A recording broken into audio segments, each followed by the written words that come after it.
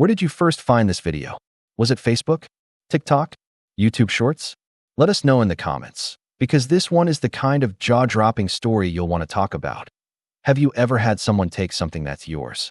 Land, space, privacy, and then act like you're the problem when you fight back? Well, that's what happened to me. Only it wasn't a person. It was an HOA. And not just any HOA, but the kind that thinks it owns the ground you walk on, even when it doesn't. The kind that believes asphalt solves everything. The kind that learns the hard way what private property really means. This all started just over a year ago. My name's Mitch. I'm a rancher. Been working the land since I was 15, and my family's owned this patch of Texas for going on 3 generations. We raise cattle, grow hay, keep to ourselves. Nothing fancy. Just 40 acres, a few barns, a wide dirt driveway that stretches out like a lazy arm to the nearest paved road. Peaceful, quiet. Ours. That is, until someone decided to start building a suburban development next door. Now look, I get it. Cities expand. People want homes. But I never imagined they'd have the nerve to touch my land. The first sign of trouble came when I noticed tire tracks, strange ones, on the backfield near the eastern fence line. At first, I thought it was just hunters or joyriders. Happens now and then. But then came the orange flags. Little plastic ribbons tied to fence posts. Surveyor marks. I didn't recognize the markings, but I knew they weren't mine. Next thing I hear machinery. I drive out there, and I'm staring at a bulldozer.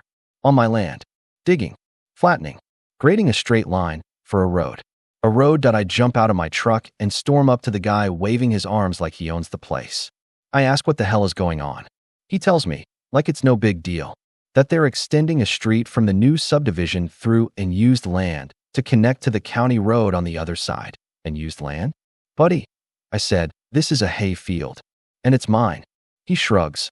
Says the HOA submitted plans, got it approved with the county. He points to some rolled up documents and keeps moving. I call the sheriff. Then my lawyer. Turns out the HOA, something called Sage Ridge Estates, thought they had access rights through my back pasture. Thought. Based on an old, outdated easement that had expired decades ago. But instead of checking records or contacting me, they just went ahead and built the road. Not a dirt track, a full paved street with curbs, drainage, street signs. Right through the middle of the field my cattle graze in. And when I put up a gate to block it off, they sued me. Let me repeat that. They built a road on my land without permission and then sued me for blocking public access. You can't make this stuff up. Now, I'm not the kind of man who backs down. I was raised on hard work, barbed wire, and respect for boundaries. You cross my fence without asking, we're going to have a talk.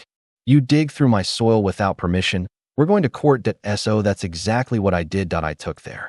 Lawsuit, 34 pages of entitled nonsense, and countersued for trespass, property damage, and unlawful use of private land. And you better believe I had evidence, photos, drone footage, historic plat maps, records showing the easement was temporary and expired in 1989. A notarized statement from my late uncle, who had negotiated that deal himself.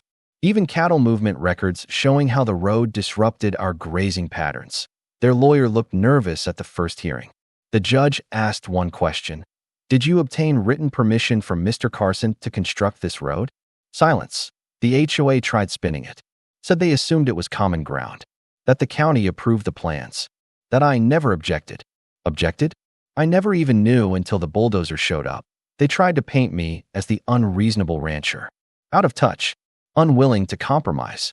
Blocking community progress. But here's the thing. That land had been in my family for 76 years. It had value. Not just dollar value, but generational value. You don't steamroll over that because it's convenient. After 3 hearings, my case stood solid. Their claims unraveled. The judge issued an order. The HOA had to remove the road at their expense. They had to restore the land to its prior condition, including reseeding the pasture and repairing drainage.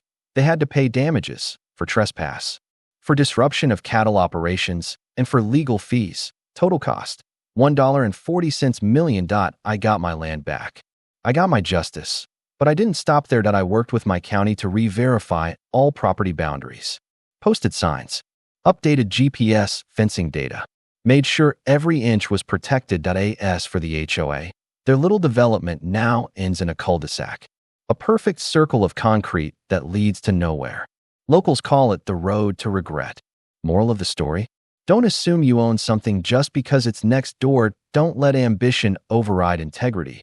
And never, ever mess with a rancher's land, especially not when his great-grandfather fenced it by hand and his lawyer nephew now runs a property rights law firm. You want a shortcut? Take the long way around, because in Texas, land means something.